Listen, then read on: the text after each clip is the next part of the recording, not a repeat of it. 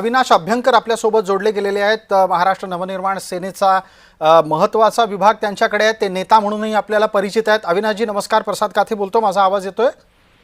होय, बोला। अविनाशजी, मतदार याद्यांबद्दल तुमचे आक्षेप अनंत होते।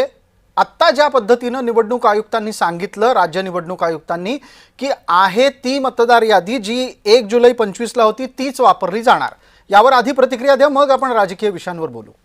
आमचे आक्षेप अनंत होते, परंतु ह्या निवडणुकीच्या कृपेने ते अनंतात विलीन झाले।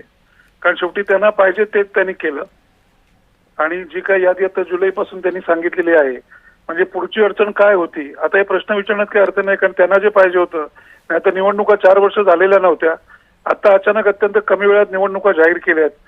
हे कशा करता घाई आहे, कुठली घाई आहे, परंतु ठीक आहे, प्रत्येक पक्ष आपापली तयारी करत असतो आणि आम्ही अपेक्षा धरलीच होती की कुठल्याही प्रकारचं सहकार्य किंवा कुठल्याही प्रकारची सत्यासत्यता आता बघू ना। त्यांनी सांगितलंय, त्यांची संपूर्ण पीसी आम्ही ऐकलेली आहे की एकाच ठिकाणी एक जण जाऊन काय हे मतदान करेल।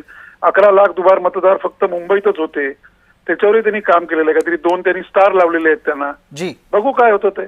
पटकन पुढचा मुद्दा येतोय। मुंबई महानगरपालिका तुम्ही कशा पद्धतीने लढणार? उद्धव ठाकरेंच्या गटाच्या सोबत जाऊन लढणार आहात की काय करणार आहात? मवियामध्ये जाणार आहात, काय करणार आहात?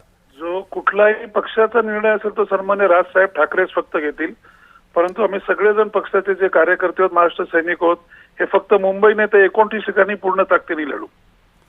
धन्यवाद अविनाशजी।